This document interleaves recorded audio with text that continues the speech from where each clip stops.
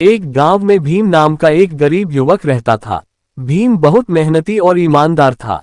वह रोज सुबह जंगल में जाता, लकड़ी काटता और उन्हें गांव के बाजार में बेचता। इससे जो पैसे मिलते उससे वह अपने परिवार का गुजारा करता। भीम की जिंदगी बहुत कठिन थी, लेकिन उसकी सबसे बड़ी ताकत उसका साथी मोती था। मोती एक चतुर और वफादार बंदर था। वह भीम के साथ हर वक्त रहता और उसकी हर मुश्किल में मदद करता। जंगल भीम और मोती का दूसरा घर बन चुका था। भीम को जंगल के हर रास्ते, हर पेड़ पौधे की जानकारी थी और मोती उसकी हर काम में मदद करता था। अगर भीम लकड़ी काटता तो मोती सूखी टहनियों को इकट्ठा करता। दोनों का तालमेल इतना अच्छा था कि काम जल्दी खत्म हो जाता। एक बार भीम जंगल में लकड़ी काट रहा था।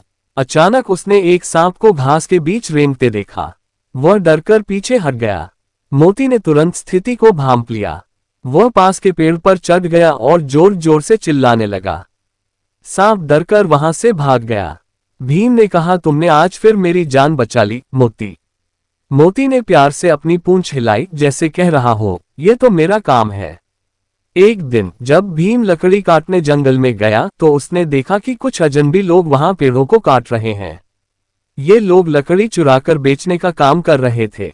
वे लुटेरे थे जो जंगल के साथ साथ गांव वालों की संपत्ति भी चुरा लेते थे। भीम ने मोती से कहा, ये लोग जंगल को बर्बाद कर देंगे, हमें इन्हें रोकना होगा। मोती ने समझदारी से सिर हिलाया और योजना बनाने में लग गया। लुटेरों ने जंगल में अपना डेरा डाल रखा था। उनके पास कुल्हाड़ियां और अन्य औजार थे। मोती ने चुपचाप उनकी कुल्हाड़ियों को उठाया और दूर झाड़ियों में फेंक दिया। जब लुटेरे अपना सामान ढूंढने लगे तो भीम ने छिपकर गांव जाकर सभी को इसकी सूचना दी। गांव के लोग इस खबर से चिंतित हो गए। जंगल उनकी जिंदगी का सहारा था। वे लकड़ी, जड़ी बूटियां और जानवरों से जुड़ी चीजों के लिए उस पर निर्भर थे। गांव के मुखिया ने कहा, अगर हम अभी नहीं जागे तो हमारा जंगल और हमारा जीवन खतरे में पड़ जाएगा। गांव वालों ने तय किया कि वे मिलकर लुटेरों को रोकेंगे। भीम ने उनकी मदद करने का वादा किया और मोती ने अपनी शरारतों से उन्हें योजना में शामिल किया। अगले दिन जब लुटेरे फिर से जंगल में आए तो गांव वाले तैयार थे। मोती ने पेड़ों की ऊंची टहनियों पर चढ़कर चारों ओर नजर रखी। जैसे ही लुटेरे जंगल में घुसे, मोती ने जोर जोर से आवाजें निकालकर गांव वालों को इशारा किया। गांव वालों ने लुटेरों को चारों ओर से घेर लिया।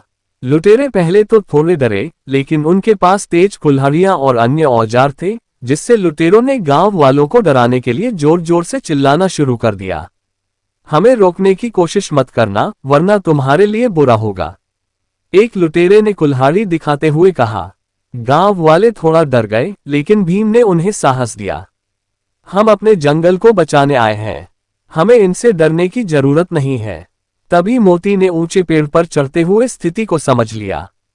उसने देखा कि लुटेरे अपने औजारों पर निर्भर हैं, लेकिन उनका ध्यान गांव वालों पर केंद्रित है। मोती ने तुरंत एक पेड़ से दूसरी टहनी पर छलांग लगाते हुए सूखी टहनियां, पत्तियां और कुछ छोटे छोटे फल लुटेरों के ऊपर गिराने लगा। लुटेरे अचानक अपने सिर पर गिरती चीजों से घबरा गए। यह क्या हो रहा है? एक लुटेरा चिल्लाया। यहाँ कुछ गड़बड़ है, जल्दी संभलो। मोती लगातार एक पेड़ से दूसरे पेड़ पर फुर्ती से कूदता रहा। कभी वह उनके सिर पर सूखी लकड़ियां गिराता तो कभी पत्तियां। लुटेरे समझ नहीं पा रहे थे कि हमला कहां से हो रहा है। उनका ध्यान भटकने लगा और उनमें अफरा तफरी मच गई। भीम ने मौके का फायदा उठाया। उसने गांव वालों को इशारा किया कि अब आगे बढ़ने का समय है। गांव वालों ने लुटेरों को चारों तरफ से घेर लिया और लुटेरों को पकड़ लिया। सभी लुटेरों को गांव के मुखिया के पास ले गए। गांव के मुखिया ने उसे सजा दी। उस दिन गांव में भीम और मोती की खूब तारीफ हुई। गांव वालों ने कहा, अगर भीम और मोती न होते तो हम इस जंगल को कभी नहीं बचा पाते।